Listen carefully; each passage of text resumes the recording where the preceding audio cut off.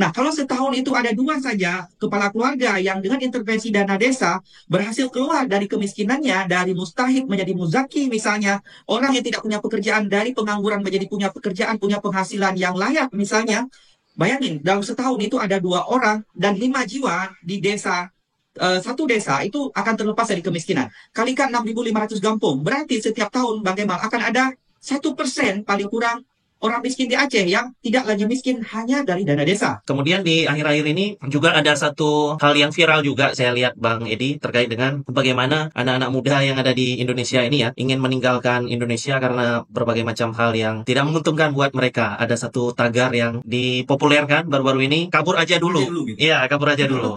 Nah, saya melihat ini mungkin bisa kita analogikan juga dengan bagaimana pemuda-pemuda desa yang mungkin belum punya pekerjaan, termasuk juga orang miskin yang tadi kita bahas. Tapi dengan Permendes ini sebenarnya menurut saya ini jadi kesempatan besar kita, jadi kesempatan hebat kita untuk mendayagunakan BUMDes kita. Istilahnya gini, siap nggak siap, kita harus siap secara mentalitas. Artinya apa? Ini regulasi sudah menyediakan 20% loh gitu minimal lagi gitu. Artinya kalau lebih pun boleh gitu. Untuk BUMDes yang dikelola oleh BUMDes. Nah, pertanyaan saya, kapan lagi kita dapat kesempatan spesial ini untuk BUMDes gitu yang kalau saya rata-ratakan misalnya katakan aja dana desa misalnya 800 juta. Paling kurang dia udah dapat 160 juta yang memang itu pemberdayanya melalui BUMDes begitu.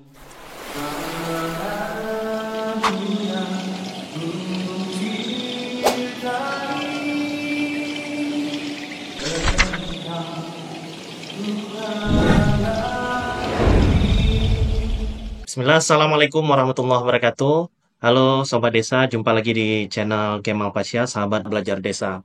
Jadi akhir-akhir ini Sobat Desa setelah peraturan Menteri Desa nomor 2 tahun 2024 dan keputusan Menteri Desa nomor 3 ya tahun 2025 itu ditetapkan oleh pemerintah, ada beberapa pembicaraan memang yang berkembang di desa mengenai bagaimana implementasi ketahanan pangan oleh badan usaha milik desa begitu sehingga keberhasilannya itu bisa dijamin begitu dalam tahun ini karena ini bagian juga dari prioritas pemerintah pusat dan di daerah begitu. Kemudian juga ada yang meminta langsung sebenarnya ke saya untuk mengulas secara khusus mengenai hal tersebut. Namun, saya rasa nggak elok ya, Sobat Desa kayaknya kalau kita nggak diskusikan langsung dengan ahlinya begitu. Terlepas dari saya dan Sobat Desa yang menonton channel ini mungkin punya pandangan tersendiri terhadap persiapan pelaksanaan kegiatan ketahanan pangan oleh BUMDes itu.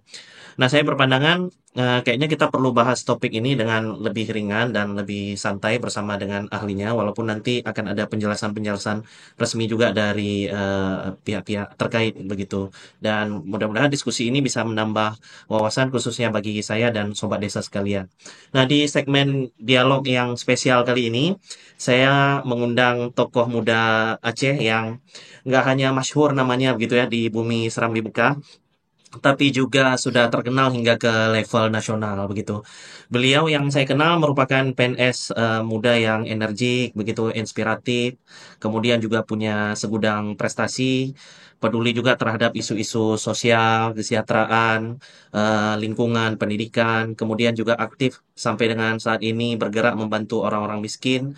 Dan beberapa tahun terakhir, beliau yang saya tahu fokus di tugas-tugasnya di bidang desa atau gampung begitu karena sudah bertugas di DPMG Aceh. Saya udah lama sekali sebenarnya Sobat Desa ingin mengajak beliau diskusi dan bertukar pikiran dan alhamdulillah hari ini sudah diberi kesempatan. Bang Edi Fadil. Assalamualaikum Bang. Waalaikumsalam warahmatullahi wabarakatuh. Terima kasih banyak. Saya merasa terhormat, senang, bahagia, bangga diundang ke channel. Dan saya dulu nunggu-nunggu, saya kok nggak pernah diundang gitu ya. Meskipun meskipun saya nggak ahli ya, tadi saya koreksi nggak ahli. Masih banyak yang ahli, tapi mudah-mudahan karena diskusi santai, saya bisa bicara banyak hal lah. Mungkin begitu. Saya kembalikan.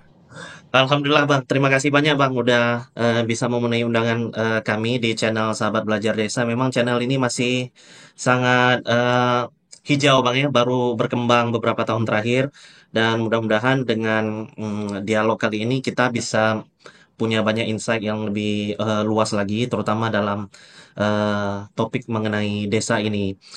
Gimana kabarnya Bang? Sehat Bang? Baik, alhamdulillah, sehat, sehat. Saat ini masih tugas di DPMG Aceh ya Bang ya? Masih sejak 2021 ya, berarti ini tahun keempat di DPRD Aceh.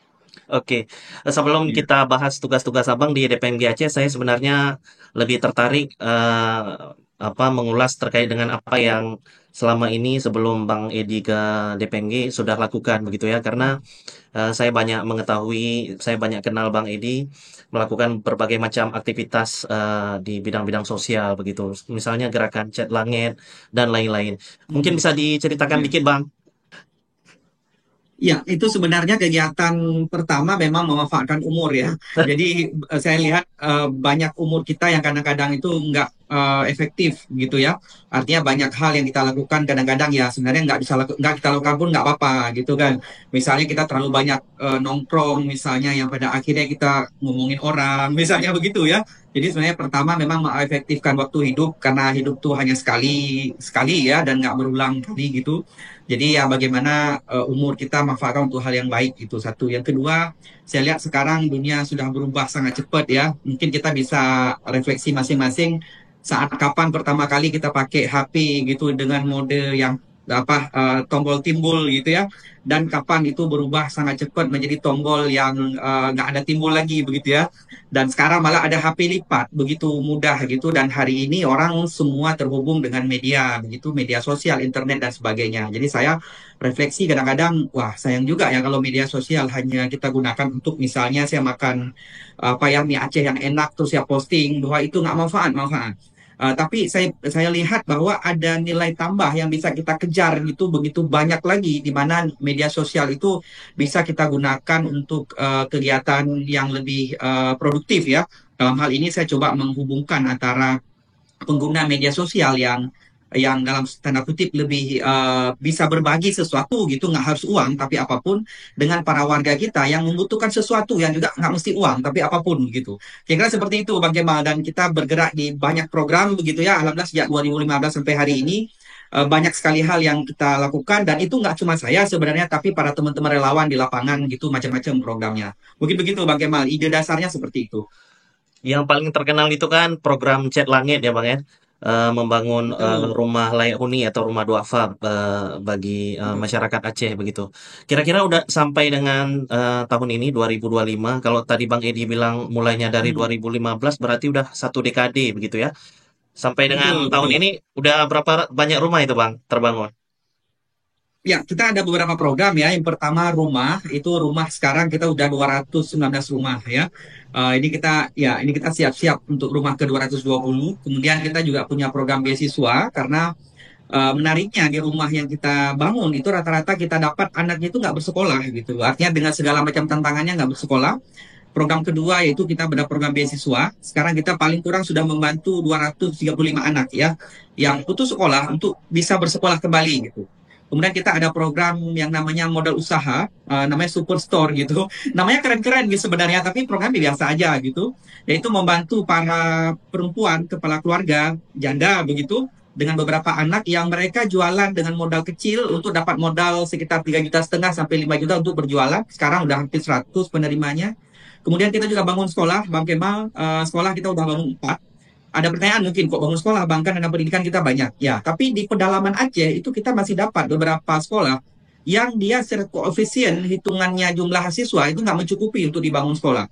Pada akhirnya siswa ini warga setempat itu bangun sekolah swasta begitu, dengan kondisi yang sangat memprihatinkan begitu ya, lantai tanah, kemudian dindingnya dari triplex dan sebagainya lah, dari tepas bambu dan sebagainya. Itu kita tingkatkan, kita bangun menjadi permanen begitu, dan alhamdulillah kita udah bangun 4 sekolah gitu ya. Misalnya yang paling terakhir itu kita bangun di kampung apa namanya, di Simpang Jernih, ada namanya Tampur Palo. Itu saya 2 kali ke sana, kita naik boat sampai 4 jam baru nyampe lokasi itu, teman-teman semua dan Bang Kemal.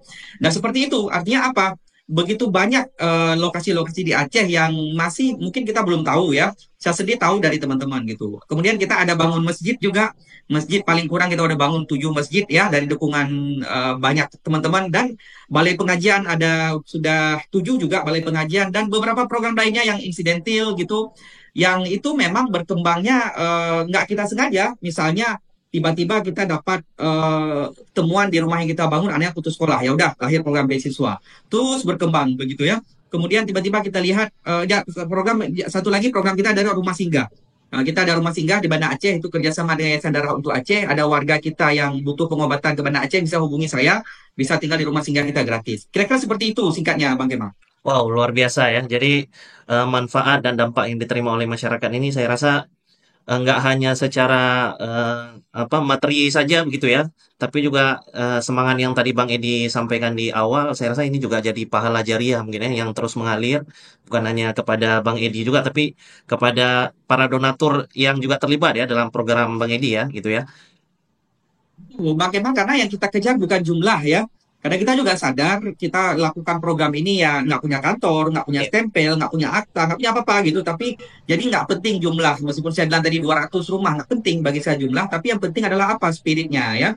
Jadi ketika orang sekarang melihat ada saudaranya dengan kondisi yang tidak menguntungkan begitu, terus tiba-tiba tergerak hatinya untuk membantu ya, dan kita fasilitator saja dalam hal ini, bagi saya itulah keberhasilan program ini gitu. Jadi ketika orang menjadi tergerak untuk oke, saya manfaatkan waktu saya untuk lebih baik, saya manfaatkan mungkin ada harta saya untuk tujuan yang tepat begitu. Saya pikir itu yang kita kejar gitu, bukan jumlah ya, mungkin seperti itu. Jadi ayo bareng-bareng gitu, kira-kira kita lihat di sekitar kita apa ya hal yang mungkin dengan kontribusi kita, mungkin bagi kita sedikit, tapi dengan kontribusi kita tersebut itu bermanfaat banyak bagi orang yang mungkin tidak seberuntung kita. Bagi saya sesimpel itu sih sebenarnya. Masya Allah. Ada juga nggak Bang yang tergerak dari luar Aceh begitu untuk membantu atau ikut serta di program ini? Banyak, banyak sekali. Ini kalau teman-teman lihat di Facebook saya, misalnya rumah ke 217 yang baru saya posting beberapa hari yang lalu. Kebetulan kita 2008 ke 2000, oh maaf, 217 ya. Bulan rumah 219, 18, 19 itu udah lebih duluan siap. Tapi rumah ke 217 itu misalnya ada sumbangannya dari teman-teman Aceh di Skandinavia ya.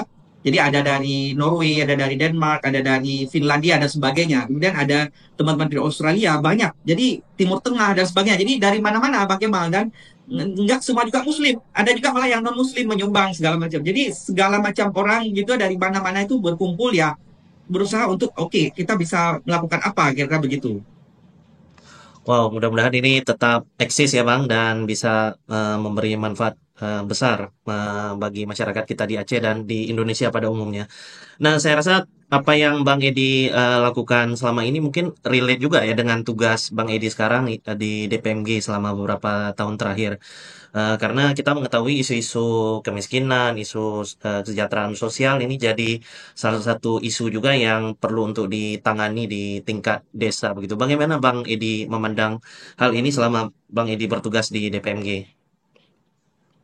Betul sekali. Jadi memang sebenarnya program-program ini saya nilai tambah yang saya dapatkan adalah ketika kita menjadi mengerti bahwa sebenarnya di desa ada banyak sekali tantangan ya yang itu menantang kita semua gitu ya, dari komponen manapun untuk ayo bareng-bareng yuk kita perhatikan desa kita begitu ya. Karena kalau bicara hari ini, bicara ada tantangan pembangunan kita, misalnya bicara kemiskinan ya, kita bicara tentang apa namanya produktivitas, kita bicara tentang pengangguran ya, bicara tentang produk, katakan kalau hari ini ada konteksnya pangan segala macam, itu kan sebenarnya kalau kita mau real itu kan konkretnya ada di desa semua itu gitu ya, potensinya ada di desa, tantangannya ada di desa begitu. Dan saya melihat bahwa banyak hal yang menjadikan ini menjadi agak tidak begitu progresif begitu ketika kita misalnya melaksanakan program-program, misalnya paling simpel dana desa. Dana desa misalnya kita dari 2015 sampai hari ini hampir 10 tahun, katakan 10 tahun lah begitu ya. Tapi dengan dana kita yang hampir katakan hampir 50 triliun kalau saya tidak salah itu dana desa kita, tapi mungkin progresivitasnya harusnya mungkin agak lebih gitu ya. Misalnya paling simpel mengukur bisa nggak ya dengan dorongan dana desa misalnya 1% saja bisa menurunkan angka kemiskinan misalnya begitu. Saya tidak melihat itu teruji dengan baik begitu ya. Misalnya saya kadang-kadang saya hitung-hitung simpel aja. Desa di Aceh hari ini ada 6.500. Misalnya ada satu desa bisa mengatasi kemiskinan dua orang aja per desa, nggak usah banyak, nggak usah 10, nggak usah 20, nggak usah 5, dua orang aja. Misalnya begitu, dua orang itu misalnya yang nggak ada kerja jadi ada kerja. Orang yang dulunya menjadi mustahik penerima zakat menjadi muzaki, dia menjadi pemberi zakat. Dua orang aja tiap tahun, Bang Kemal. Bayangin, kita ada 6.500 kampung. Kali dua Bang Kemal, 13.000. 13.000 rata-rata keluarga di Aceh itu punya tiga anak. kalikan 60-an ribu Bang Kemal. Nah, kalau setahun itu ada dua saja kepala keluarga yang dengan intervensi dana desa berhasil keluar dari kemiskinannya, dari mustahik menjadi muzaki misalnya, orang yang tidak punya pekerjaan dari pengangguran menjadi punya pekerjaan, punya penghasilan yang layak misalnya. Bayangin, dalam setahun itu ada dua orang dan 5 jiwa di desa, satu desa itu akan terlepas dari kemiskinan. Kalikan 6.500 kampung, berarti setiap tahun Bang Kemal akan ada 1% paling kurang orang miskin di Aceh yang tidak lagi miskin hanya dari dana desa. Bayangin dari dana-dana yang lain begitu. Banyak sekali dana yang lain. Tapi mungkin pertanyaan ke kita semua, apakah itu berhasil tidak dicapai dengan target sesimpel tadi misalnya. Nah, kita bisa melihat datanya. Datanya setahu saya itu yang jarang ada Aceh itu turun 1%. Kecuali terakhir ini yang menurut pidato Pak Gubernur itu 2% ya. Tapi sebelumnya itu semua di bawah 1%, 0,7 ya, 0,8 dan sebagainya. Artinya apa?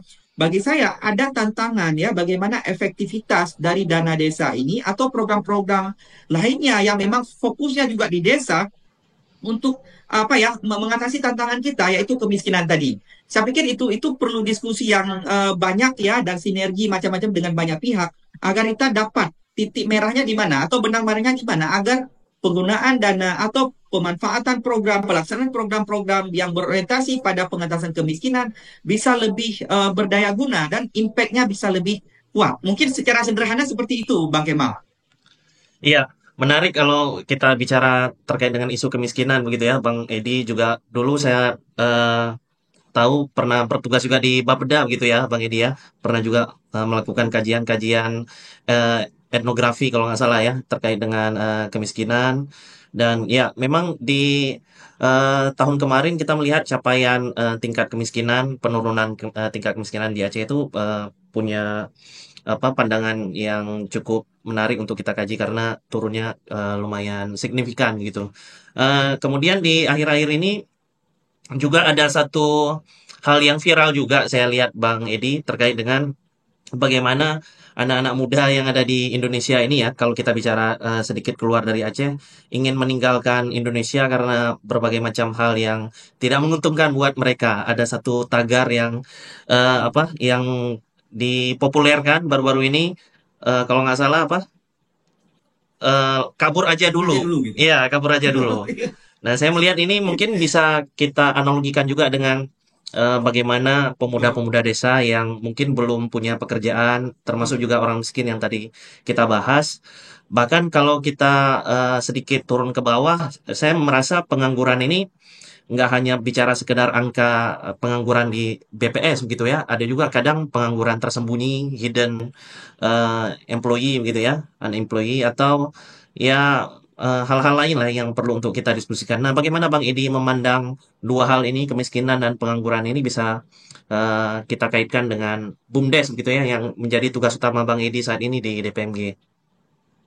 Betul. Pertama, saya mungkin secara umum dulu ya. Pertama, kalau kita apa ya mendapatkan filosofi ya dari Undang-Undang Desa, misalnya UU Nomor 6 2014, itu kalau kita boleh apa ya menemukan intisarinya, itu sebenarnya kalau pendapat saya, itu sebenarnya kan ingin mengembalikan kedaulatan itu ke desa ya.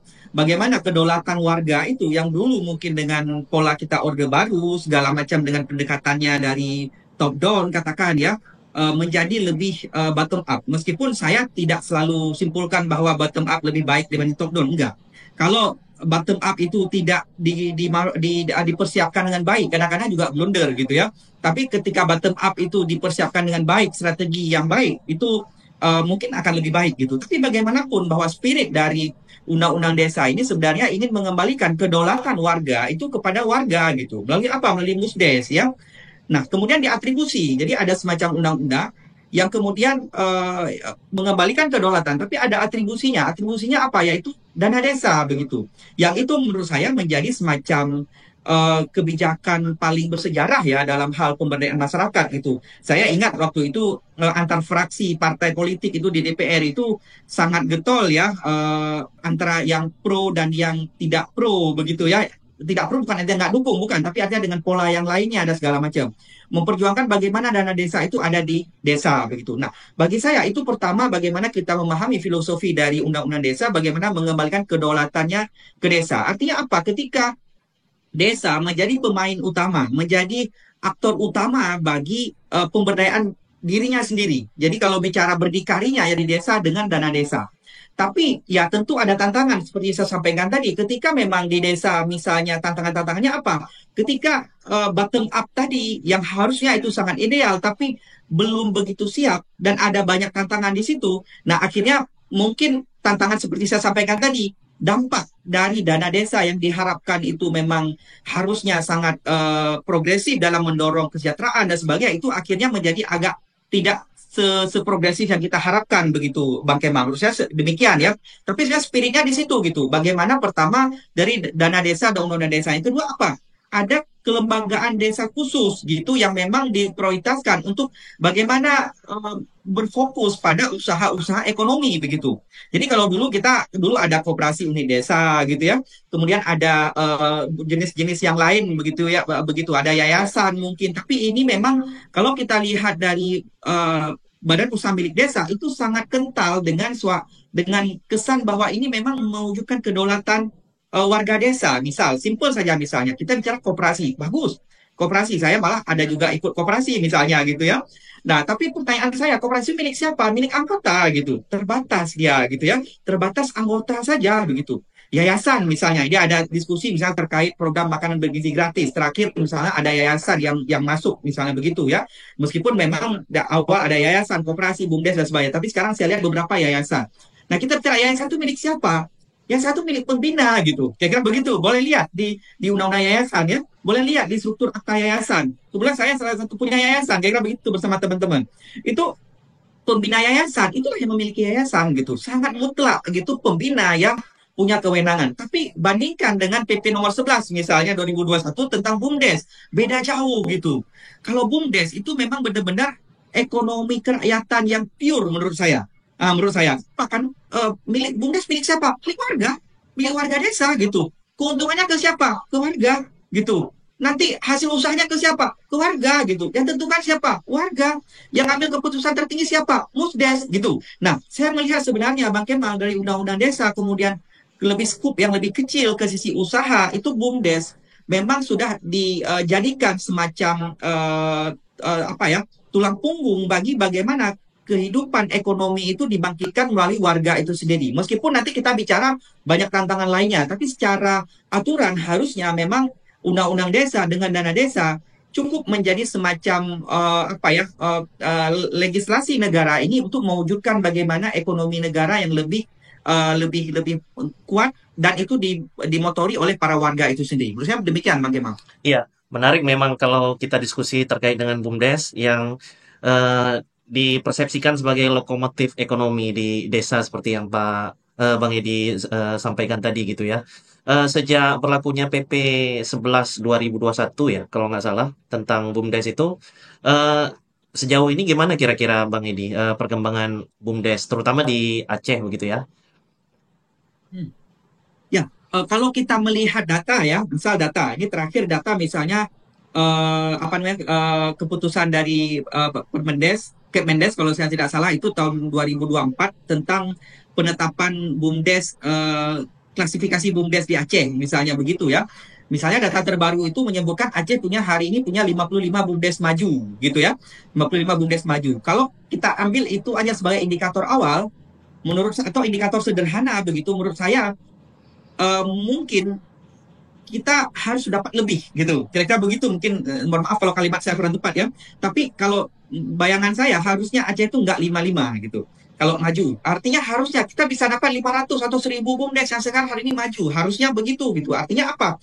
Bukan saya sampaikan bahwa data Kemendes nggak benar, benar, sangat benar. Tapi artinya apa? Masih banyak tantangan dari kita. Bagaimana sebenarnya harapan kita untuk BUMDes kita harusnya lebih lebih baik begitu, lebih baik bahwa ada usaha ekonomi dilakukan tuh betul-betul bisa jadi model misalnya ya.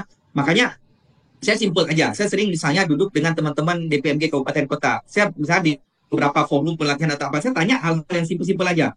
Bu, saya katakan, Pak, hari ini misalnya saya punya kampung saya mau studi banding terkait BUMDes. Di kabupaten Ibu, BUMDes mana yang Ibu bisa rekomendasi misalnya?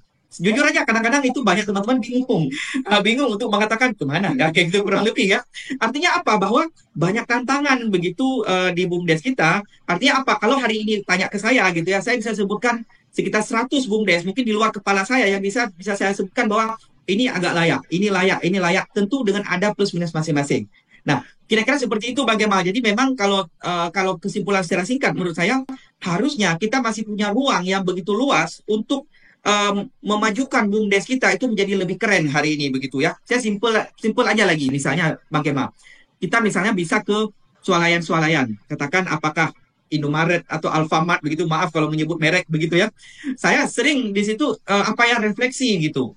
Dari ratusan item barang di swalayan tadi atau swalayan lokal lah katakan begitu, coba sebutkan berapa produk desa yang ada di situ gitu. Saya hampir tidak menemukan Bang Kemal. Hampir tidak menemukan. Pertanyaan saya, di situ sebenarnya ada kacang goreng, ada keripik, ada jagung yang di apa jagung yang dibakar itu ya. Ada produk-produk, ada kacang hijau gitu, kacang hijau goreng macam-macam yang sebenarnya menurut saya itu mampu kok desa-desa lakukan itu gitu. Tapi kenapa itu tidak ada gitu. Nah, ini saya bukan bicara menyalahkan siapapun, termasuk saya menyalahkan diri sendiri. Artinya otokritik bagi kita semua bahwasanya apa? Bahwa tantangan untuk memajukan BUMDes kita ini masih terbentang luas dalam arti kalau kita mau berpikir positif bahwa ruang inovasi bagi kita untuk melakukan sesuatu agar BUMDes kita lebih maju, desa kita lebih maju itu masih sangat-sangat terbuka lebar gitu kalau kita mau inovasi begitu. Mungkin begitu Bang Kemal singkatnya kalau boleh saya jawab begitu. Saya Iya, kembalikan. iya. Jadi kita di Aceh Barat, di Kabupaten Aceh Barat, baru-baru ini di tahun 2024 khususnya, Bang Edi, bekerja sama dengan Universitas Teguh Umar, jadi melakukan sebuah penelitian terkait dengan BUMG atau BUMDes yang ada di Kabupaten Aceh Barat khususnya. Walaupun belum bisa menggambarkan BUMG secara utuh, karena yang diteliti itu hanya kalau nggak salah saya sekitar 8 BUMG saja dari 321 gampung yang ada di Kabupaten Aceh Barat. Tapi paling tidak mereka sudah mencapai sebuah kesimpulan dari beberapa klasifikasi BUMG yang tadi Bang Edi sebutkan ya, ada maju dan lain sebagainya. Mereka sampai kepada kesimpulan bahwa beberapa permasalahan yang dialami oleh BUMG, khususnya yang mereka teliti itu antara lain dari SDM-nya, kemudian dari semangat berwirausaha, kemudian kreativitas, kemudian jejaring pasar begitu. Kemudian juga salah satu yang menjadi problem juga dari situasi atau kondusivitas suasana politik di desa begitu antara kepala desa atau kecil dengan BUMG-nya atau BUMDes-nya. Nah, apakah menurut Bang Edi ini sudah mencerminkan kondisi BUMDes rata-rata di Indonesia atau khususnya di Aceh atau ada hal lain mungkin yang perlu untuk kita perbaiki di sisi pengelolaan BUMDes kita? Ya, saya sepakat ya dengan temuan itu karena kita sendiri di DPMG Aceh kita ada menerapkan beberapa indikator ya bagaimana BUMDes itu dianggap sehat gitu ya. Jadi kita ada menerapkan 7 indikator ya agar BUMDes itu sehat. Ada item-item di bawah indikator itu nanti banyak itemnya. Misalnya terkait dengan kelembagaannya. Kelembagaannya apakah dia sudah berbadan hukum misalnya gitu ya. Kemudian dari sisi organisasinya. Kemudian dari sisi manajemen keuangannya. Kemudian dari sisi misalnya produksi, main bisnisnya, dia melakukan bisnis apa berdasarkan analisa usaha yang kuat atau sekedar memilih usaha saja misalnya. Kemudian dari sisi kemitraannya, apakah dia mencoba melakukannya sendiri saja dengan tanpa bermitra atau dia sudah mulai kolaborasi gitu.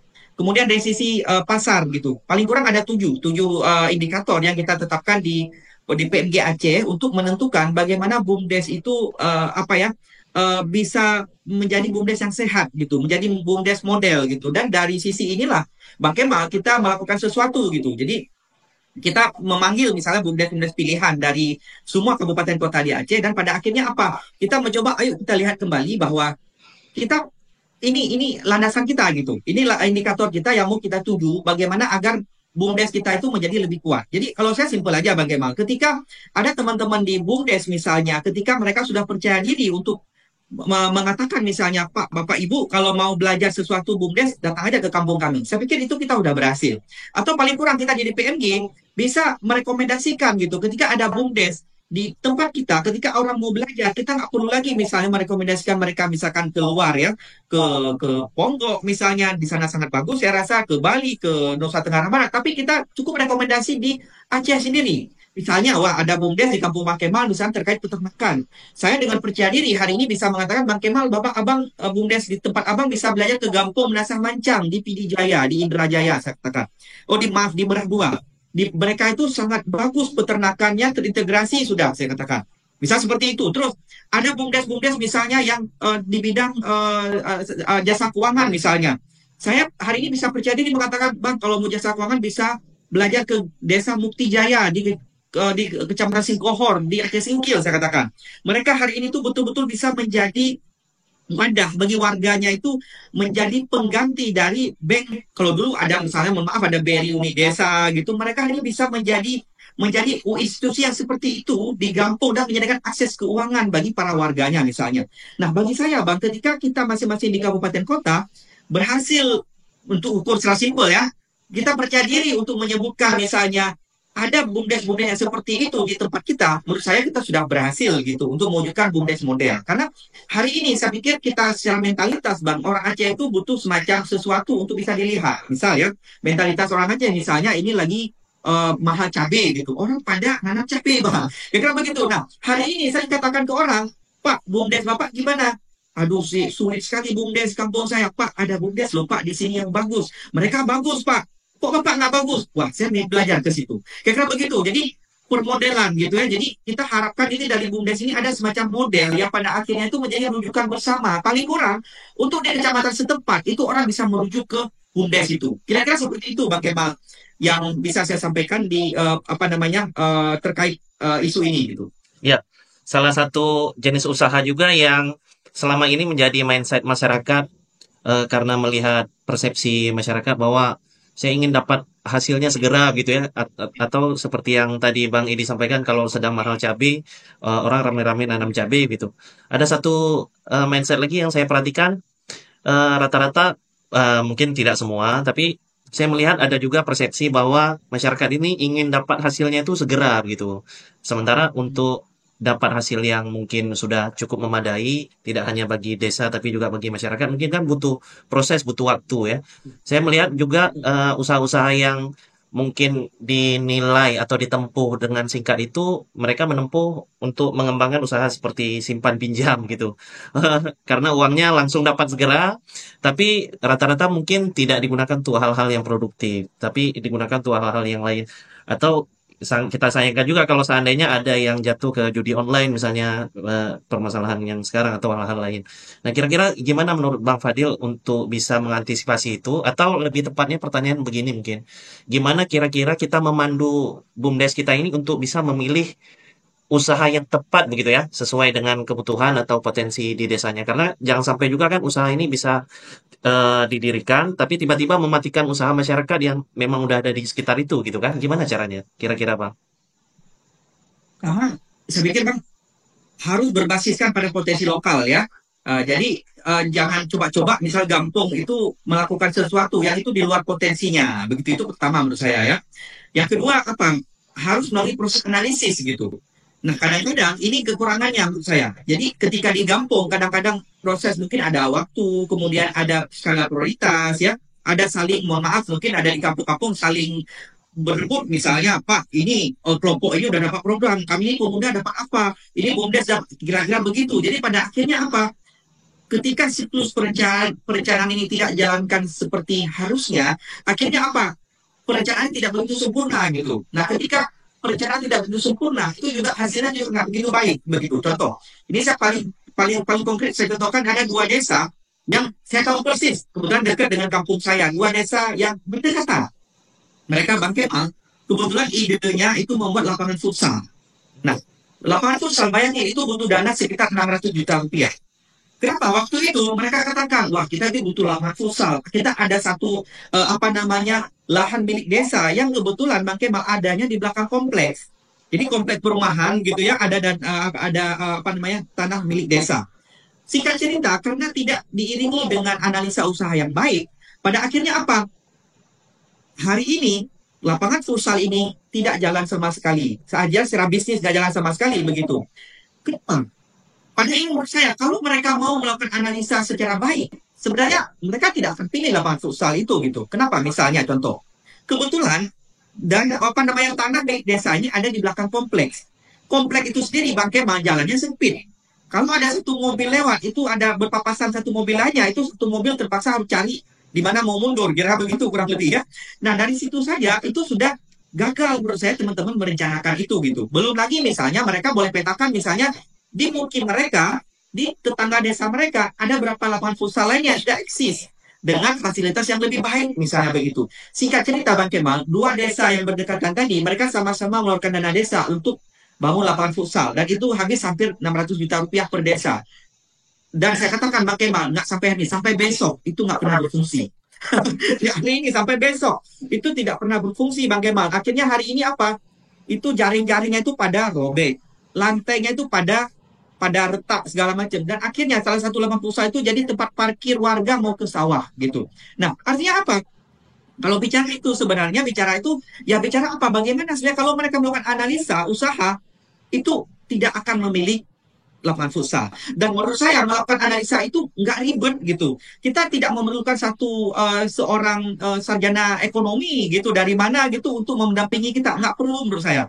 Toh usaha BUMDes ini bukan usaha yang begitu rumit ya, bukan usaha simpel di desa yang itu mungkin bisa konsultasi dengan pendamping desa. Bisa konsultasi dengan DPMG itu. Bisa konsultasi dengan banyak sekali orang yang bisa kita mintain pendapat. Andai kata apa? Bahwa perencanaan di kampung tadi dilaksanakan dengan secara berkualitas. Berkualitas artinya apa? Misalnya kalau PP 11 kan disampaikan sebenarnya kalau bicara misal alokasi dana kepada BUMDes itu harus ada analisa usaha dulu. Dan analisa itu dipaparkan di MUSDes, di Musrenbang gitu. Nggak boleh asal-asalan. Tapi kalau mohon maaf mungkin kalau ada teman-teman yang pernah ikut Musrenbang atau pernah ikut MUSDes di desa, nah, presentasi seperti itu misalnya begitu. Ada, tapi tidak di banyak tempat. Kebanyakan enggak. Langsung aja, oh ini oke, oke, oke gitu kan. Oh ini udah sepakat, sepakat gitu. Nah akhirnya di situ memang tantangan juga. Tidak kita salahkan di desa. Tapi juga ini PR kita bersama. Pendamping desanya, DPMG-nya, siapapun gitu di desa. Tapi menurut saya adalah yang sangat penting bagaimana sesuatu itu betul-betul dianalisis. Misalnya kalau lihat Kepmendes tadi ya nomor 3 terkait pangan itu kan ada malah di lampirannya itu disampaikan ini loh alat analisisnya yang kalau saya lihat itu sangat sederhana gitu. Bahkan mohon maaf, mungkin orang yang dapat pendidikan nggak berpendidikan pun saya pikir bisa bisa tahu itu gimana cara menganalisis saya sederhana. Mungkin simpelnya seperti itu menurut saya Bang Kemal. Bagaimana sesuai dengan potensi lokal kita. Yang kedua apa?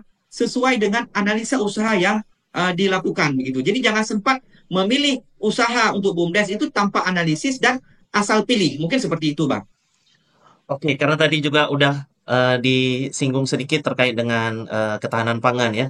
Eh, ada beberapa hal yang mungkin menjadi pemikiran saya ketika baru-baru ini saya coba mempelajari itu juga, Bang. Walaupun secara tugas, karena saya tugasnya di Bapeda, nggak ada tanggung jawab ke situ gitu ya. Tapi saya mencoba untuk cari-cari referensi juga, ikuti perkembangan.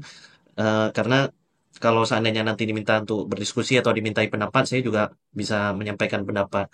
Nah, kalau boleh saya menyampaikan pendapat saya, mungkin nanti Bang Edi bisa koreksi juga gitu kan.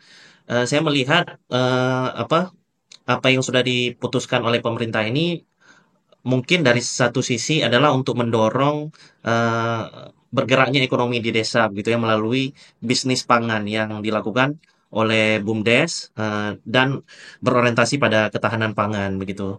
Namun di sisi yang lain kita juga nggak bisa menutup mata bahwa banyak BUMDes yang dalam tanda kutip belum siap untuk mengelola bisnis seperti itu begitu. Dan ada juga semacam asumsi yang berkembang di masyarakat bahwa apakah semua BUMDes ini mau diseragamkan semuanya menjadi BUMDes yang punya bisnis pangan gitu kan. Walaupun memang kita menyadari kebutuhan pangan ini sebagai sebuah kebutuhan yang primer gitu, yang perlu untuk dikawal oleh pemerintah desa walaupun melalui BUMDes. Sementara di sisi yang lain saya melihat katakanlah di peraturan Menteri Desa gitu ya Bang Edi. Di sana sebenarnya terbuka peluang-peluang bahwa ketahanan pangan ini bisa dilaksanakan tidak hanya oleh BUMDes saja begitu, tapi oleh pemerintah desa, bermitra dengan lembaga ekonomi, bahkan juga bisa join dengan kampus begitu untuk melaksanakan penelitian atau kajian-kajian dan terapan-terapan lainnya. Nah, bagaimana Bang Edi memandang kebijakan yang lahir ini? Walaupun ya kita sama-sama mungkin orang pemerintah, tapi paling tidak ada semacam hal yang dapat kita jadikan rekomendasi begitu ya, terutama dalam mempersiapkan BUMG dalam mengelola ketahanan pangan ini gitu Bang. Gimana kira-kira Bang?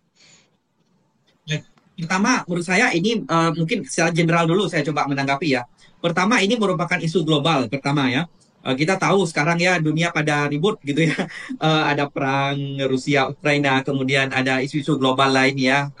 Banyak saya pikir kita semua udah tahu ya. Ada isu global terkait BRICS, Amerika, poros-poros segala macam yang meskipun kita bicara ini sangat meluas, tapi menurut saya tetap ada hubungannya dengan skala kecil di desa gitu ya. Yang pada akhirnya apa? Siklus global terkait pangan itu para ahli mungkin sudah mendapatkan kesimpulan bahwa ini kita harus masing-masing negara harus mempersiapkan strategi sendiri-sendiri. Kira-kira begitu kurang lebih ya. Dan saya lihat ini ditangkap dengan sangat baik gitu isu ini oleh pemerintahan malah sebelumnya masa Pak Jokowi ya. Mungkin kita bisa tahu sama-sama bahwa ada cetak sawah baru, kemudian ada banyak sekali program-program berorientasi kepada pangan dan malah kalau di Permendes tahun sebelumnya juga ada. Tapi kalau Permendes baru ini saya lihat memang lebih apa ya lebih konkret lagi gitu ya, lebih sangat spesifik begitu mewajibkan dan segala macam. Dan ada spesifik lagi kepada apa? Kepada BUMDes. Kalau dulu itu tidak diprioritas kepada BUMDes. Jadi artinya ya pemerintah desa yang melaksanakan begitu programnya mungkin bisa jadi ya apa ya yang lebih sifatnya tidak terlalu apa ya berkelanjutan begitu ya mungkin bisa begitu. Tapi sekarang saya lihat ada perbedaan. Nah, kalau saya lihat Bang Kemal, ini pertama peluang ya. Saya lihat ini merupakan peluang bagi desa kalau kita bisa melihat ini sebagai sebuah peluang sama-sama. Kenapa? Pertama, karena yang namanya pangan ini kan kebutuhan bersama gitu ya. Saya pikir tidak ada hal yang terkait dengan manusia dan kemanusiaan yang tidak terkait dengan pangan. Artinya terlalu banyak hal yang terkait dengan pangan gitu. Nah, ketika ini menjadi semacam sasaran dari penggunaan dana desa, menurut saya ini harus dipahami semua itu sebagai peluang. Apapun itu. Dan artinya ketika melihat misalnya Kemendes nomor 3 dan Permendes nomor 2 misalnya, itu kita bisa melihat di situ sebenarnya terlalu banyak pilihan gitu. Artinya Kemendes dan Permendes tidak untuk mengungkung kita, tidak untuk membuat kita jadi terpenjara gitu ya. Beda dengan program lain misalnya yang kita jadi nggak ada pilihan, enggak. Kalau kita baca itu Kemendes misalnya terlalu banyak itu jabaran-jabaran yang bisa gitu. Artinya yang nggak bisa itu sangat sedikit justru. Kalau kita tanya ini boleh nggak gitu, kayaknya hampir semuanya boleh. Kira-kira begitu kurang lebih. Semua jelas disebutkan begitu ya. Itu satu. Bagi saya itu peluang. Artinya apa? Ketika bicara desa, ada desa yang mungkin dia di sisi produksi gitu ya. Ada desa di sisi misalnya distribusi. Ada desa di sisi fasilitator antara produksi dan distribusi. Ada desa di sisi pemasaran gitu. Paling kurang menurut saya ada empat kesempatan ini yang bisa diambil gitu di desa kita. Apakah dia main di sisi produksi? Apakah dia di sisi apa namanya fasilitator? Apakah di sisi distribusi? Ataukah di sisi pemasaran misalnya yang itu basisnya pangan gitu. Itu pertama Bang. Artinya apa? Kita tidak akan pernah kekurangan ide menurut saya bagi desa-desa yang kreatif untuk menemukan program yang tepat untuk program dari dana pangan ini. Itu pertama, 20%. Yang kedua apa? Menurut saya ini kesempatan bagus Bang bagi BUMDes kita untuk berdaya. Nah, kenapa? Karena seperti tadi, kalau dulu Bang belum disebutkan, maaf, kita bisa tahu lah kita sama-sama pegiat desa, banyak desa yang tidak menyertakan modal ke BUMDes misalnya. Dengan segala macam tantangan, kita juga paham. Kadang-kadang BUMDesnya ada yang, maaf, jadi direktur BUMDes saja orang pada nolak, Bang. Nggak mau siapa, nggak mau. Akhirnya apa? Direktur BUMDes betul-betul orang yang sisa dari orang-orang yang nggak mau ini gitu. Yang udah kamu aja lah, kira-kira begitu. Maaf, ketika kita dari BUMDes nggak tahu siapa dari BUMDes di kampung ini ya. Kira-kira begitu. Ada seperti itu. Tapi dengan Permendes ini sebenarnya menurut saya ini jadi kesempatan besar kita, jadi kesempatan hebat kita untuk mendayagunakan BUMDes kita. Istilahnya gini, siap nggak siap? Kita harus siap secara mentalitas. Artinya apa? Ini regulasi sudah menyediakan 20% loh gitu minimal lagi gitu. Artinya kalau lebih pun boleh gitu. Untuk BUMDes yang dikelola oleh BUMDes. Nah, pertanyaan saya, kapan lagi kita dapat kesempatan sespesial ini untuk BUMDes gitu yang kalau saya rata-ratakan misalnya katakan aja dana desa misalnya 800 juta paling kurang dia udah dapat 160 juta yang memang itu pemberdayanya bagi BUMDes begitu Satu. Yang kedua, kalaupun tidak ada BUMDes dengan segala macamnya, kan masih bisa BUMDes bersama. Misalnya ada satu kecamatan yang komoditasnya kebetulan sama misalnya. Kenapa tidak bisa BUMDes bersama? Kalau bareng-bareng lebih besar lagi duitnya. Lebih mudah lagi melakukan proses bisnisnya begitu. Lebih mudah lagi kalau kita mau ke sisi pengolahan dan sebagainya. Kenapa? Karena komoditasnya sudah banyak. Kalaupun nggak bisa, misalnya ada ditentukan, misalnya ada TPK ya, tim pelaksana kegiatan yang sebenarnya itu nanti bisa jadi embrio BUMDes. Jadi kalau saya boleh boleh apa ya memahami dari Kemendes ini itu sebenarnya dengan cara tidak langsung Kemendes ini mengatakan bahwa hai BUMDes, ini ada dana yang kalian harus kelola. Kalau kalian pun belum ada, kalian belum siap, ayo dengan dananya siapin kalian biar betul-betul ada BUMDes di kampung kalian. Kira-kira begitu Bang Kemal. Jadi menurut saya, sayang sekali kalau ada desa, kalau hari ini misalnya ada kewajiban 20% itu untuk pangan dan itu dikelola oleh BUMDes, tapi mereka tetap tidak misalnya memfungsikan BUMDesnya secara maksimal. Tidak mau fokus misalnya untuk, ayo BUMDes harusnya lebih baik gitu. Atau misalnya ya udahlah kalau gitu jadi programnya misalnya program yang kurang begitu direncanakan secara baik. Kenapa? Karena BUMDesnya belum begitu baik gitu ya. Dan di sini kan ada peluang seperti Bang Kemal sampaikan. Bagaimana ada BUMDes, ada institusi di desa, bisa kita minta misalnya pendampingan dari apakah kampus misalnya. Kampus hari ini banyak program-programnya gitu, dananya juga besar gitu ya, bisa saling sharing gitu, bisa saling menguntungkan. Bayangin berapa orang doktor yang bisa lahir dari desa, bisa lahir dari artinya program-program pemberdayaan di desa yang pada akhirnya jadi karya ilmiah kah dia gitu. Misalnya simpel, hari ini kita punya stunting, orang misalnya banyak gitu Bang, saya lihat misalnya program stunting, wah makanannya tuh beli biskuat gitu kan, wah akhirnya yang kaya Indofood Bang. Tidak, misalnya kita bisa buat misalnya di Biren itu saya tahu ada kampung yang sedang inovasi bersama teman-teman dari USK misalnya mau buat mie dari daun kelor Bang. Jadi mie itu yang dari daun kelor ya, kalau kita pelajari itu daun kelor itu nutrisinya sangat baik untuk anak bayi itu dalam dalam konteks stunting gitu. Nah ini kan semua ada di desa gitu. Apa daun kelor ada di desa, telur yang satu telur itu nutrisinya kalau kita makan cukup untuk seharian kita ada di desa gitu. Nah tinggal lagi apa bagaimana kita jadikan produk yang lebih baik begitu. Nah menurut saya ini kesempatan juga di 20% ini bagaimana kita melibatkan orang-orang yang ahli untuk meningkatkan nilai tambah dari produk-produk kita. Ini mohon maaf, saya pikir, alah Bapak itu pintar ngomong aja, coba buat bisa nggak? Nah mungkin itu yang menarik, tapi bagi saya ini tantangan kita sama-sama. Nah, kita DPRD juga siap. Ayo kita linkkan dengan misalnya kampus ya. Bang Kemal di situ ada UTU. Saya tahu UTU sangat concern di sisi pemberdayaan gitu. Ayo, di mana-mana di desa. Hari ini Aceh itu punya ratusan kampus swasta misalnya. Kalau plus negeri itu banyak sekali. Yang saya yakin di situ ada orang-orang yang concern ilmunya ke desa. Mungkin maaf Bang Kemal agak panjang, tapi kira-kira seperti itu Bang Kemal. Terima kasih. Iya, saya sepakat sekali, Bang. Memang ini sebuah peluang yang harus ditangkap oleh desa dan dieksekusi dengan sangat baik gitu ya. Saya pernah coba-coba hitung dari 4,73 triliun kalau nggak salah dana desa yang dikucurkan kepada 6.497 kampung di Aceh. Kalaulah kita kali 20% saja untuk ketahanan pangan, itu jumlahnya ratusan miliar, kalau nggak salah 900-an miliar itu. Mungkin kalau dana katakanlah APBA mungkin ya, dari Provinsi Aceh, kita gabungkan Dinas Pertanian, Dinas Perkebunan, Dinas Pangan, dan lain sebagainya, mungkin nggak sampai segitu ya Bang ya. Tapi ketika dana ini berada di kampung kan ini sebuah gerakan yang luar biasa sebenarnya. Betul, betul. Itu adanya di desa gitu. Ya, Yang kita bicara hari ini tentang pembangunan kita, bicara kemiskinan, bicara pengangguran, bicara potensi, seperti yang saya sampaikan di awal tadi, itu kan semuanya ada di desa gitu. Nah, tinggal lagi hari ini bagaimana pertama di desanya memang harus lebih aktif ya. Yang kedua, bagaimana kolaboratifnya itu. Yang memang, mohon maaf kalau di mana-mana, kalau kita bicara di seminar, di FGD, di manapun, itu selalu bicara isu kita tentang sinergi, kolaborasi, dan sebagainya ya. Tapi kalau bicara jumlah dana tadi, kita punya potensi yang begitu luar biasa sebenarnya. Andai kata dana tadi, dana khusus pangan tadi bisa kita buat satu program yang memang betul-betul kontekstual dengan kebutuhan desa setempat gitu. Saya membayangkan ke depan itu kalau dulu ada kabupaten kota yang punya program One Village One Product gitu ya. Ini akan punya seperti ini gitu. Yang itu memang sudah ada sebenarnya. Tinggal bagaimana formulasinya agar dia jadi barang yang memang bernilai gitu ya. Tidak lagi barang katakan barang bahan baku tapi ada nilai tambah begitu. Saya pikir dengan dana ini bisa dilakukan begitu Bang Kemal. iya benar Bang. Saya juga punya pengalaman, ada beberapa desa di Kawai 16 ini di Aceh Barat. kalau tadi Bang Edi cerita ada mie dari daun kelor, di sini juga ada mie yang diproduksi dengan mencampur daun kelor dan lumi-lumi. Ikan lumi-lumi di Aceh Barat ini kan ikan endemik yang punya nilai gizi yang tinggi begitu Bang ya. Dan ini juga ditujukan untuk penanganan stunting.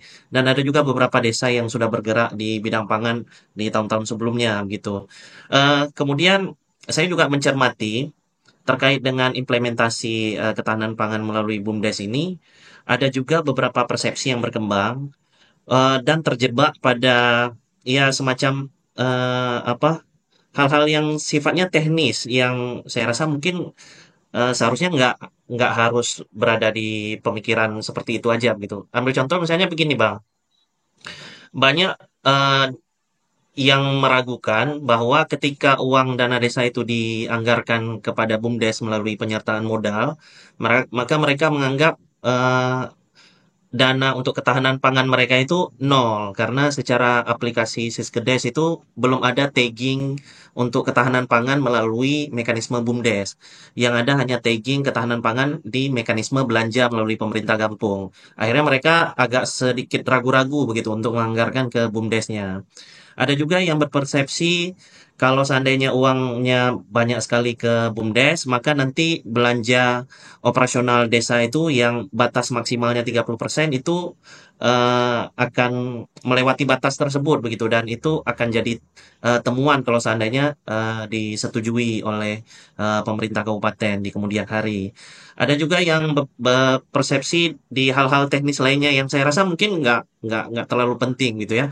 Nah, bagaimana menurut Bang Edi supaya kita bisa memberikan semacam semangat lah buat desa agar semakin yakin untuk menganggarkan dana ini dan mengeksekusi kegiatannya melalui BUMDes dan kira-kira hal-hal apa aja gitu yang perlu untuk disiapkan oleh desa untuk menyambut kegiatan ketahanan pangan ini melalui BUMDes gitu Bang.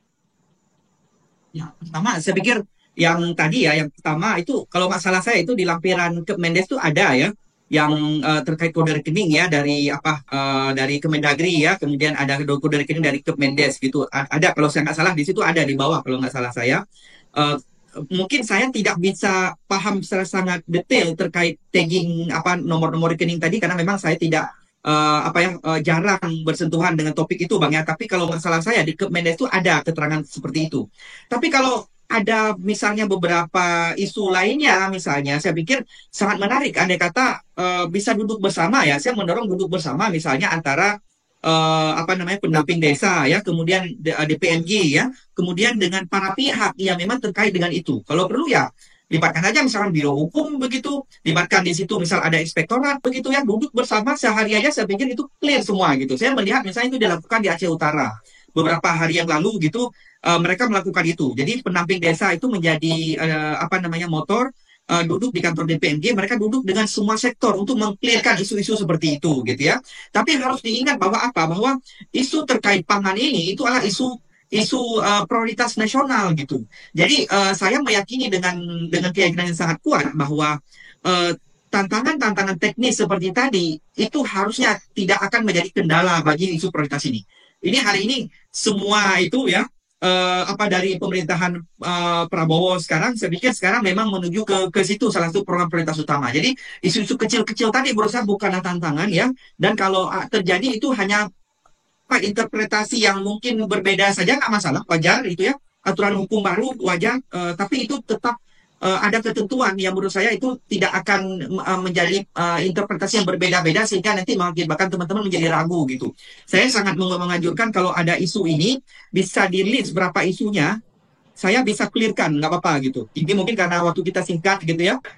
Tapi mungkin kalau ada isu-isu itu Bang Kemal mungkin bisa list, mungkin kalau teman-teman nanti melihat WA apa namanya tayangan ini bisa list, bisa WA saya, bisa WA melalui Bang Kemal kirim ke saya, insya Allah coba kita clearkan di provinsi gitu ya. Meskipun saya tahu di kabupaten kota ini sudah mulai sosialisasi, artinya para pihak yang beraneka kelembagaan tadi ya, baik melalui Kemendes, kemudian teman-teman dari instansi di daerah itu terus melakukan sosialisasi agar tidak terjadi pemahaman yang miskomunikasi lah kira-kira begitu atau interpretasi yang berbeda terhadap aturan hukum. Menurut saya begitu Bang Kemal.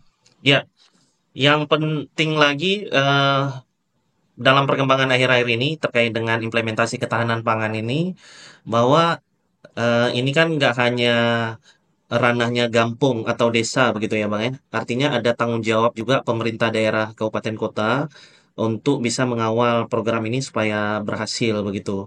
Eh, Kalau tadi kita udah bicara apa saja yang perlu dipersiapkan oleh desa untuk menyambut ketahanan pangan ini, nanti mungkin Bang Edi bisa nambah sedikit terkait dengan hal itu. Dan yang kedua yang ingin saya tanyakan juga, kira-kira bagaimana caranya pemerintah daerah, kabupaten kota, dan tentunya mungkin apa yang sudah pernah dilakukan oleh provinsi mengawal kegiatan ini supaya bisa berhasil? Karena saya menganggap kegiatan ini nggak bisa kita lepas begitu aja kepada desa, begitu kan? Tentu ada keterkaitan antara tugas-tugas yang diemban oleh DPMG Kabupaten Kota dengan tugas-tugas yang dikawal oleh dinas-dinas teknis di daerah seperti Dinas Pangan untuk menjamin kualitas pangannya, kemudian Dinas Pertanian untuk mengatur komoditi pertanian yang digunakan untuk pangan, begitu juga di Dinas Perkebunan Peternakan, Kelautan Perikanan. Nah, bagaimana Bang Edi memandang ini supaya bisa dikonsolidasikan dengan baik sehingga kegiatan pangan itu nggak hanya dilakukan oleh BUMDes kita lepas begitu aja tapi juga bisa dikawal oleh pemerintah daerah. Ya, saya pikir ini intinya, Bang. Saya pikir apa yang Bang Kemal sampaikan ini adalah inti dari program ini ya, agar lebih punya nilai tambah. Bagaimana ini bisa saling bersinergi begitu. Misalnya yang selama ini, makanya saya nggak heran kalau di mana-mana kita ikut seminar, kalau di pemerintah ya birokrasi itu segala macam, paling kesimpulannya nanti apa? Kita perlu buat kolaborasi gitu kan, perlu buat sinergi gitu. Kenapa? Karena itu memang mungkin masih masih jadi tantangan bagi pemerintah kita. Kadang-kadang mungkin ya mohon maaf di dinas sendiri kita antar bidang mungkin belum begitu sinergi juga gitu. Tapi untuk hal ini saya pikir kita harus berpandangan dan menurut saya ini hal yang sangat tepat ketika dana desa untuk pangan ini menjadi sebuah simpul bersama sebenarnya untuk kita memajukan kabupaten kita, daerah kita itu kalau bicara sektor pangan yang nanti akan berimplikasi kepada sektor-sektor lainnya itu dana desa ini menjadi simpul bersama, Bang. Kenapa? Karena ini adanya seperti kita sampaikan tadi, adanya di desa, ya, adanya di desa, dilakukan oleh para warga kita. Tapi hari ini kita punya dana desa yang oke, okay, kalau kita bicara jumlah, kalau kita lihat banyak ya banyak. Misalnya katakan 20% itu banyak kalau kita bandingkan dengan jumlah yang sedikit. Tapi kalau kita bandingkan jumlah yang banyak itu jadi sedikit. Artinya relatif ya, relatif tergantung juga dengan sektor apa yang mau didorong gitu. Tapi bayangkan Bang, misalnya tadi Bang Kemal sudah mengutip misalnya ada dinas pertanian. Mereka punya program loh dari provinsi, dari kabupaten mereka punya program yang itu banyak programnya, saya tahu. Kemudian ada dinas misalnya dinas pangan, mereka punya program. Kemudian ada dinas kehutanan, dinas kehutanan yang hari ini mendorong bagaimana masyarakat dekat hutan itu menjadi produktif misalnya dengan tanpa memotong hutan misalnya, menebang hutan misalnya. Kemudian ada dinas peternakan misalnya, ya dia juga punya program di desa. Bang, saya bayangkan kalau itu bisa saling sinergi begitu, itu sangat keren. Contoh, hari ini dinas pertanian punya kelompok-kelompok tani gitu.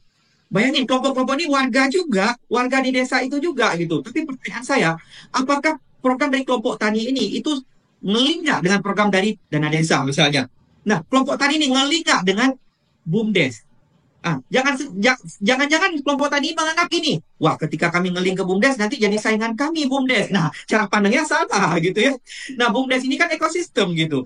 BUMDes ini semacam wadah saja begitu. Jadi jangan ada kekhawatiran sedikit pun bahwa ketika berkontribusi berkolaborasi dengan BUMDes itu akhirnya kelompok ini menjadi saingannya BUMDes. Enggak sekali. Jadi sebuah ekosistem, sebuah wadah BUMDes bagaimana mendukung ini. Jadi menurut saya sudah sepantasnya dan seharusnya program-program yang berorientasi kepada pemberdayaan masyarakat, berorientasi kepada pangan, itu simpul di desa dan simpulnya nanti ke BUMDes menurut saya.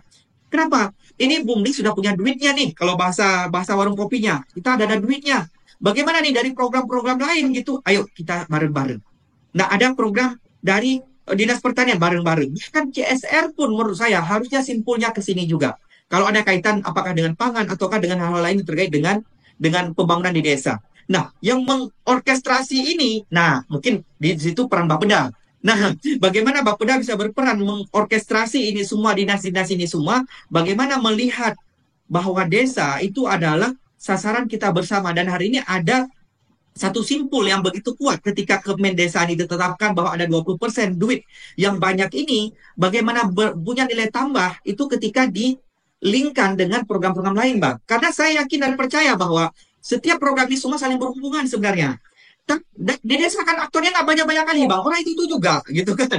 Tapi tiba-tiba dia bisa katakan, Pak, saya ketua kelompok tani nggak ada kaitan kan BUMDes. Itu kecelakaan menurut saya begitu. Itu salah besar gitu ya. Nah, bagaimana ini menjadi punya hubungan gitu. Wah, kelompok tani di sini. Misalnya kelompok tani produksi gitu. Wah, BUMDes misalnya pengolahan misalnya. BUMDes pemasaran. Saling berbagi peran aja. Kalau ini terjadi, Bang, bayangin kapital yang terkumpul di desa itu menjadi banyak dan terorganisir dengan baik. Itu akan jadi satu jumlah nilai tambah yang akan sangat berdaya guna dibandingkan dengan jalan sendiri-sendiri. Dan menurut saya itu Bang Kemal harus dilingkan antara kelompok-kelompok tadi dan dalam skala yang lebih besar mungkin saya melihat itu peran Bapeda ya meskipun saya melihat bahwa sebenarnya dinas ini juga harus ambil peran itu. Jadi dinas jangan jalan sendiri-sendiri, tanya aja ke warga ke kampung, Pak, di sini BUMDesnya seperti apa? Ayo lingkan dengan BUMDes. Hilangkan ego masing-masing gitu ya. Siapapun itu hilangkan ego masing-masing. Ayo kita sama-sama pemberdayakan desa kita. Sumber daya kita besar hari ini gitu. Nah, dulu Bang, bayangin kita nggak punya kalau tuh nggak punya dana desa, bisa kok kita melakukan program-program seperti itu. Apalagi dengan dana desa. Kira begitu Bang Kemal. Mungkin itu Bang Kemal tanggapan saya. Baik, luar biasa, Pak. Ini memberi sebuah motivasi dan harapan yang sangat besar ya. Dan mudah-mudahan bisa menambah spirit nih, bagi pemerintah kabupaten kota dan juga terutama pemerintah desa. Terakhir mungkin Bang, sebagai penutup dari dialog kita yang sangat menarik ini, saya rasa ini dialog yang harus ditonton oleh banyak orang, tidak hanya oleh kampung-kampung di Aceh, tapi juga desa-desa di luar. Mudah-mudahan bisa menginspirasi. Terakhir, saya ingin minta pesan-pesan atau closing statement atau harapan begitu ya dari Bang Edi. Apa kira-kira yang bisa kita sampaikan pesan-pesan positif buat khususnya pemerintah desa, baik dari unsur aparaturnya maupun dari BUMDesnya, dan terutama karena kita tadi di awal video membahas mengenai aktivitas anak-anak muda juga, Bang Edi juga sudah mengawali kegiatan-kegiatan sosial yang cukup banyak dari sejak muda. Kira-kira apa pesan-pesan Bang Edi juga buat anak-anak muda Aceh khususnya terkait dengan hal-hal yang tadi kita bicarakan? Silakan, Bang. Ya, ya, terima kasih Bang. Pertanyaan ini saya teringat sekitar 4 hari lalu kami buat forum Zoom ya dengan teman-teman dari PT PEMA ya PT Pembangunan Aceh gitu. Kebetulan PT PEMA itu menjadi semacam leading untuk program makan bergizi gratis. Mereka MOU dengan BGN gitu dan mereka minta dari DPRG Aceh untuk merekomendasi. Waktu itu kita rekomendasi 50 BUMDes dan akhirnya terseleksi tinggal 15 BUMDes gitu tahap sekarang ya. Saya teringat waktu itu ada satu desa yang berpendapat di Zoom itu, Pak, kami nggak siap, Pak. Pak, kami nggak sanggup. Kira-kira begitu kurang lebih ya. Nah, saya langsung setelah itu waktu itu di diskusi saya katakan tidak ada hal lagi hari ini untuk mengatakan nggak sanggup, Pak. Kita harus katakan kita sanggup gitu. Kalau pertanyaannya nggak sanggup, prakondisi apa yang harus kita siapin agar sanggup gitu. Saya pikir secara sikap mental ya, meskipun saya tahu banyak tantangan di lapangan, paham saya. Dan saya paham kenapa beliau mengatakan seperti itu, saya paham persis gitu ya. Karena kadang-kadang di atas meja dengan di lapangan itu berbeda jauh gitu. Tapi saya katakan bahwa apa prakondisi untuk berpikir nggak sanggup jangan kita munculkan. Artinya apa? Hari ini kita sama-sama harus berpikir bahwa kita sanggup. Kenapa? Hari ini kita punya segalanya, Bang, sumber daya yang memungkinkan kita untuk sanggup gitu. Cuman ada beberapa kunci-kunci yang memang menurut saya kita hari ini perlu perkuat agar hasil kerja yang teman-teman lakukan di BUMDes ini tuh menjadi sesuatu yang lebih monumental gitu ya. Jadi tidak ada cerita untuk bicara kita hari ini nggak sanggup. Pertama kita dari dana desa sendiri.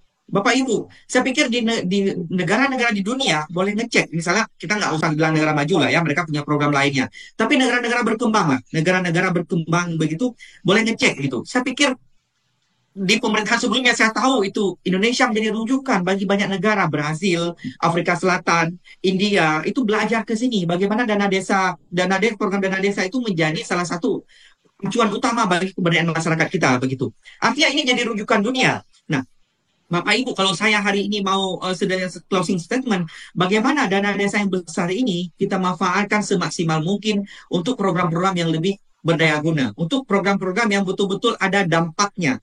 Dan sudah cukup menurut saya program-program yang sifatnya hanya simbolis gitu ya, atau program-program yang mungkin kemanfaatannya agak kurang. Ada program-program yang analisanya tidak begitu mendalam begitu sudah cukup begitu. Ya. Jadi memang anak muda ini memang menjadi bagian yang sangat penting ya. Hari ini misalnya kita lihat, saya beberapa hari lalu misalnya ke Lamno ya, ketemu dengan beberapa kecil yang mereka merencanakan program pangan yang 20% tadi dan itu dikawal anak muda. Intinya muda, saya surprise. Intinya muda, dan itu Indonesia muda-muda. Gitu. Dan itu sangat sangat beralasan gitu. Karena dunia sekarang memang anak muda ya. dunia anak muda. Kenapa mereka lebih mudah mengakses informasi, mereka lebih mudah mengakses sumber daya apapun gitu yang mungkin orang-orang yang lebih berumur ya sudah punya konsentrasi yang lebih yang lain begitu yang itu bermanfaat untuk masyarakat. Tapi saya meyakini bahwa anak muda ini bisa lebih cepat, bisa lebih aktif dalam melakukan sesuatu inovasi di desa. Jadi seperti itu Bang. Jadi saya ingin mendorong anak muda itu mungkin memang mungkin tidak beberapa di antaranya tidak merupakan aparatur gabung, tapi tetap bisa melakukan sesuatu untuk gabung. Karena paling simpel mereka bisa promosi gabungnya ke teman-teman lain. Hari ini anak muda coba cek. Tidak ada anak muda yang nggak punya media sosial ya. Yang paling kurang ada satu media sosial itu punya teman mereka 1.000 atau 2.000. Bayangin kalau mereka bisa kampanyekan tentang potensi gabung kita ke teman-teman mereka. Ada 1.000 beberapa ribu orang baru yang tahu tentang kampung mereka. Gitu. Itu paling simpel. Gitu. Jadi anak muda harus jadi bagian penting dari pembangunan desa kita. Terima kasih Pak. Oke, kuncinya anak muda harus menjadi pemain penting di desa kita. Terima kasih banyak Bang Edi Fadil. Sungguh ini sebuah dialog yang sangat mencerahkan, sangat inspiratif. Saya yakin ini jadi bahan pembelajaran, terutama buat saya Bang, yang hari ini bisa berdialog langsung dengan Bang Edi melalui Zoom. Mudah-mudahan nanti bisa jumpa langsung juga ya Bang. Dan mudah-mudahan juga ini jadi bahan informasi, pembelajaran, serta wawasan juga bagi Sobat Desa yang menonton channel ini, begitu Bang. Terima kasih banyak Bang sudah menjadi narasumber di channel Sahabat Belajar Desa. Mudah-mudahan kita jumpa lagi di lain kesempatan. Terima kasih Bang. Terima kasih juga. Baik Sobat Desa sekalian, begitulah diskusi dan dialog kita yang sangat menarik, luar biasa sekali dengan Bang Edi Fadil dari DPMG Aceh. Kita mendoakan semoga beliau diberikan kemudahan dan kelancaran dalam bertugas hingga sukses dan bisa memberikan dampak yang besar bagi kemajuan desa-desa di Aceh khususnya. Terima kasih banyak buat Sobat Desa yang udah nonton video ini sampai dengan selesai. Jika kalian ada komentar, saran, pendapat, atau pertanyaan juga kepada Bang Edi, boleh tulis di kolom komentar di bawah begitu. Dan kalau kalian ada usulan konten-konten atau dialog apalagi yang perlu untuk kita bahas dengan narasumber siapa, boleh juga ditulis di kolom komentar. Sampai jumpa Sobat Desa di video berikutnya. Salam Sobat Desa. Wassalamualaikum warahmatullahi wabarakatuh.